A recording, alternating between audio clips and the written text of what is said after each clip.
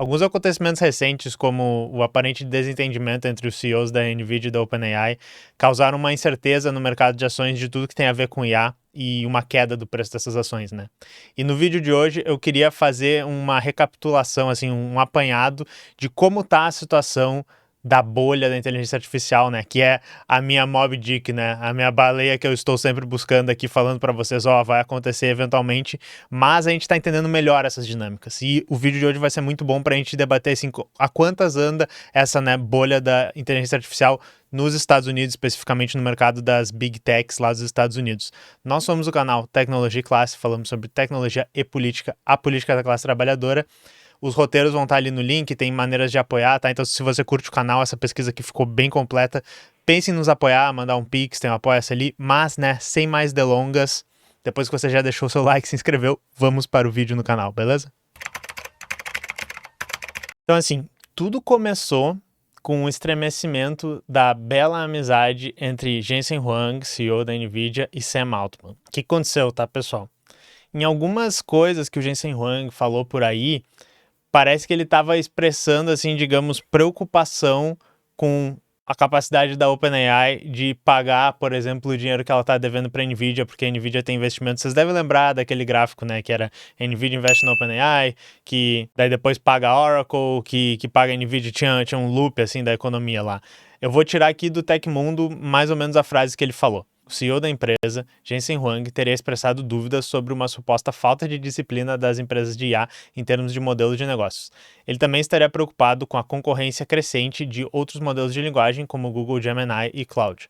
Em uma entrevista na saída de um evento em Taiwan, Huang respondeu que nunca disse que iria investir 100 bilhões em uma só rodada, e que tinha falado de até 100 bilhões. O executivo também reafirmou que, de fato, vai fazer um enorme investimento na OpenAI, talvez o maior que já fizemos, e reforçou que acredita na empresa.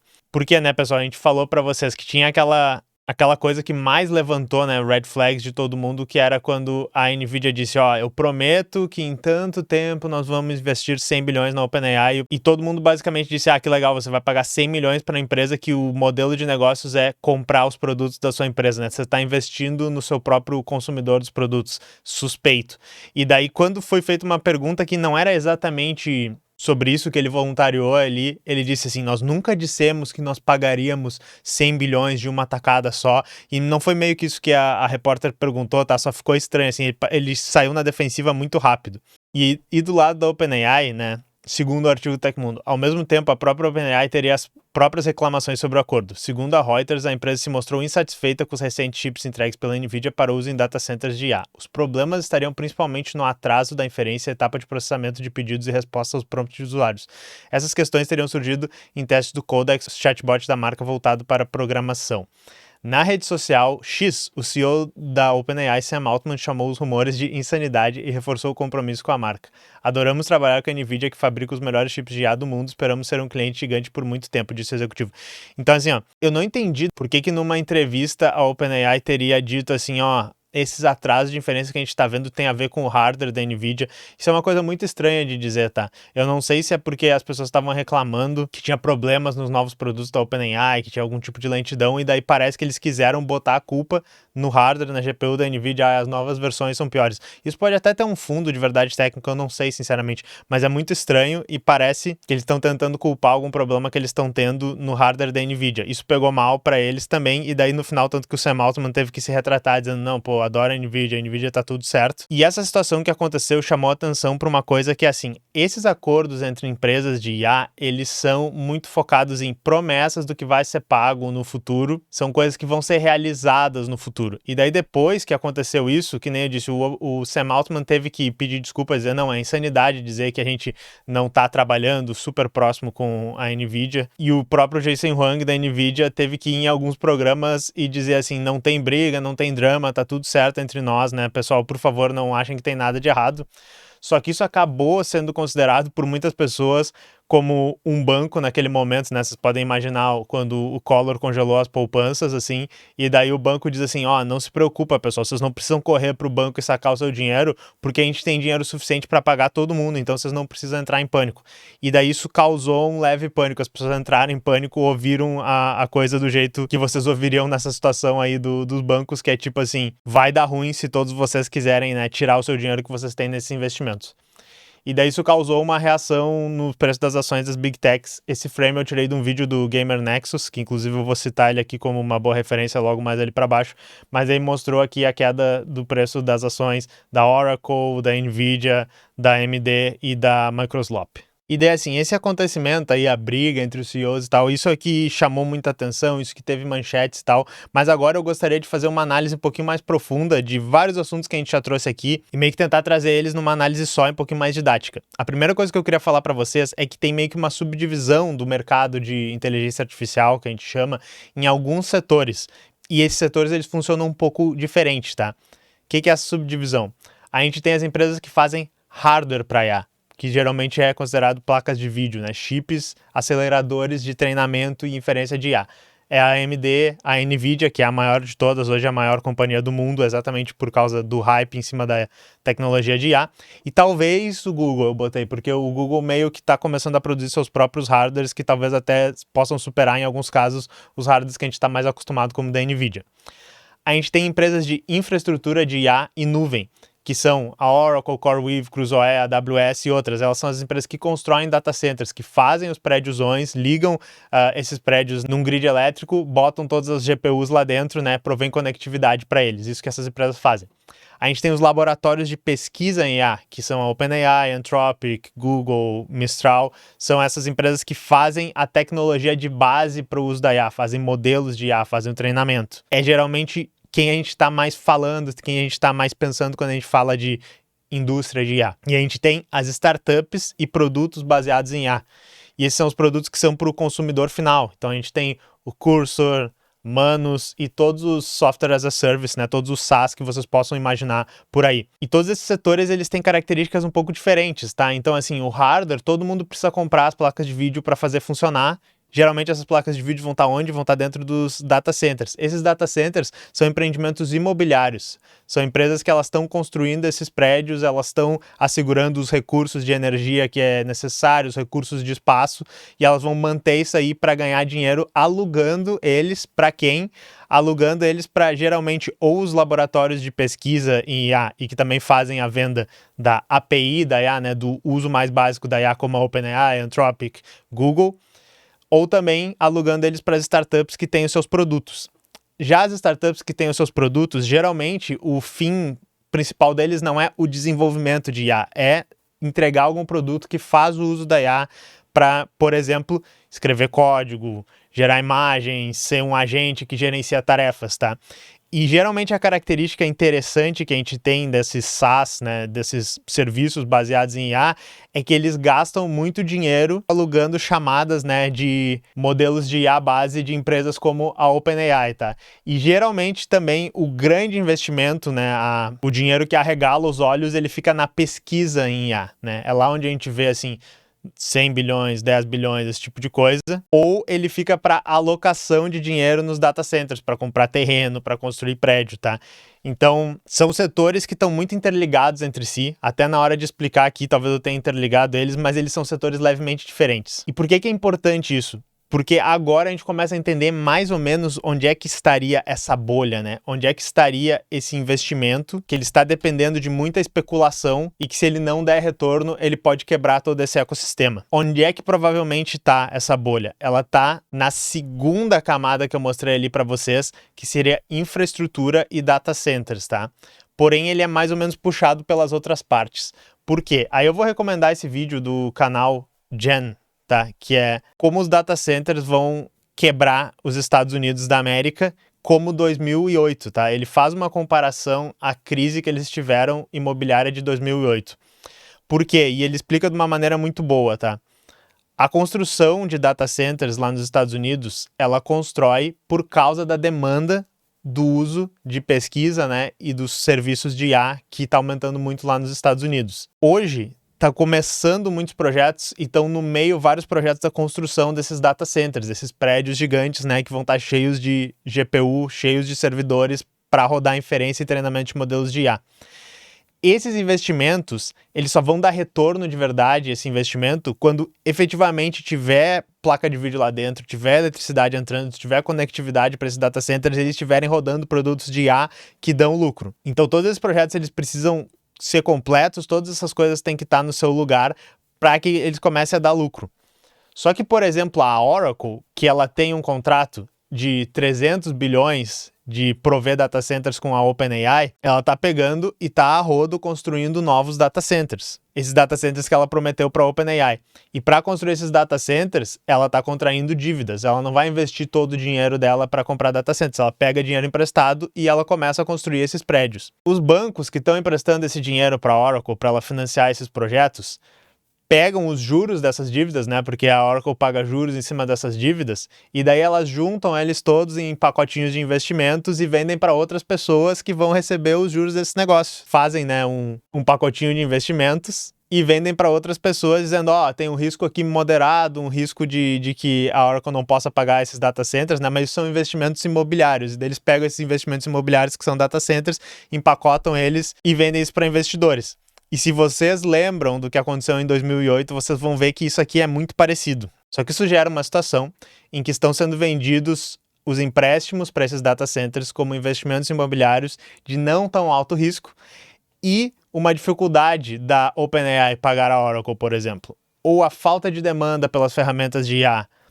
ou a dificuldade de acesso por energia, ou a concorrência interna dos Estados Unidos que faz não ter uma valorização tão grande dos investimentos que foram feitos, por exemplo, pela OpenAI nos seus produtos, ou até uma concorrência externa por parte da China, por exemplo, produtos de IA da China, podem gerar uma situação onde a OpenAI não vai ganhar tanto dinheiro para, por exemplo, pagar de volta para a Oracle tudo que eles devem. E se ficar claro para os investidores, né, se ficar um cheirinho de que isso pode vir a acontecer, todo esse esquema pode vir ao chão, tá? Então é basicamente aí que está começando a ficar cada vez mais claro que pode acontecer o fim da bolha de IA. Então volta e meia tem um sustinho, que nem teve esse susto aí do Jensen Huang tretando, né, entre aspas, com Sam Altman, mas é esse tipo de coisa que poderia ser desencadeado se acontecer da maneira especificamente aí que vai assustar os investidores. E daí eu disse que eu ia citar o Gamer Nexus. Esse vídeo aqui dele ficou muito bom, eu acho que é o último vídeo que ele lançou sobre IA, que o título é A Tortura Vai Continuar Até que o Valor para os Acionistas Melhore. Nesse vídeo ele faz um argumento muito parecido com o que eu estou fazendo aqui, mas ele traz várias imagens e uma pesquisa muito grande sobre a relação do CEO da NVIDIA, o Jensen Huang, com o governo dos Estados Unidos. Ele mostra, né, que o Jensen Huang descobriu que tu tem que puxar o saco do Trump. Então ele fica falando assim, nossa, muito obrigado, presidente Trump, por tudo que ele está fazendo para garantir energia, para garantir o desenvolvimento de IA nos Estados Unidos. Ele é realmente uma pessoa muito inteligente. Todo dia eu acordo e eu trabalho 8 horas, mas o Donald Trump, ele acorda e ele trabalha 26 horas por dia pensando no bem do povo dos Estados Unidos.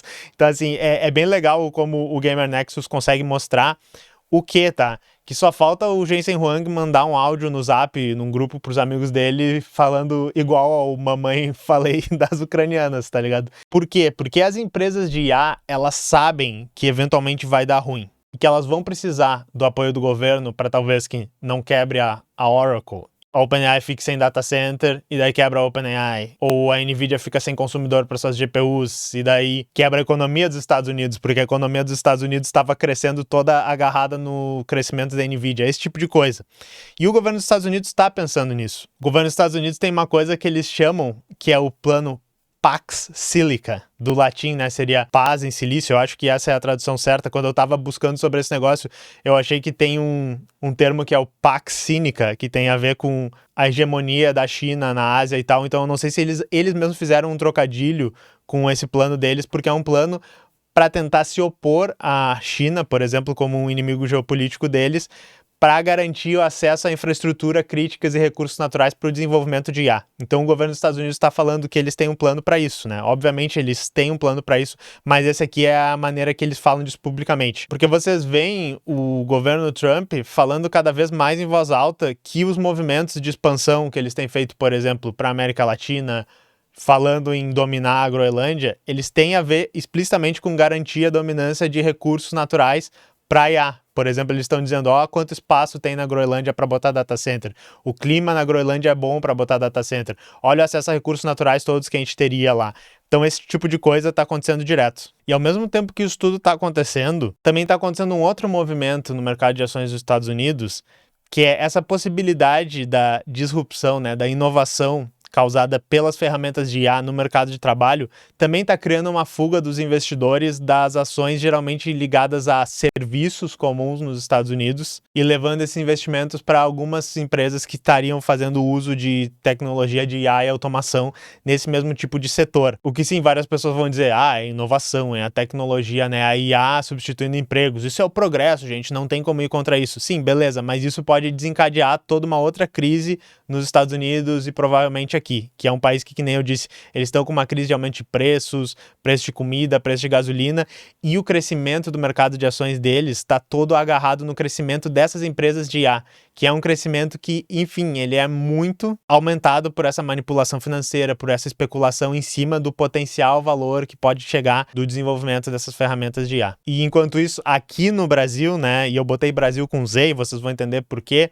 a gente está falando em dar incentivo fiscal para trazer data center de Big Tech para cá. No dia 10 de fevereiro, que vai ser o dia que vocês vão estar vendo esse vídeo, vai ser votado com urgência o projeto Redata, que nós já falamos alguma vez no canal, vou largar um vídeo aqui em cima para vocês referenciarem, que é basicamente o projeto do governo do Brasil para dar incentivo fiscal para a gente trazer os data centers dessas Big Techs para cá. Tirado do arquivo da Infomoney, reivindicação do setor, o Redata isenta custos de importação de diversos produtos críticos para a instalação de data centers, como as placas de vídeo que sustentam o processamento de nuvem e de inteligência artificial. E obviamente eu sou muito contrário com a maneira que isso aqui está sendo feito, porque vocês vão ver, e é uma coisa que a gente já citou aqui algumas vezes, os gringos lá nos Estados Unidos, o Jeff Bezos, o Elon Musk, até falando em botar data center no espaço, que é uma coisa que é extremamente difícil e que provavelmente é um sinal de que os investimentos eles estão desbalanceados na coisa. Porque eles estão olhando e dizendo assim, não, é melhor botar data center no espaço, é botar data center na minha geladeira, é botar data center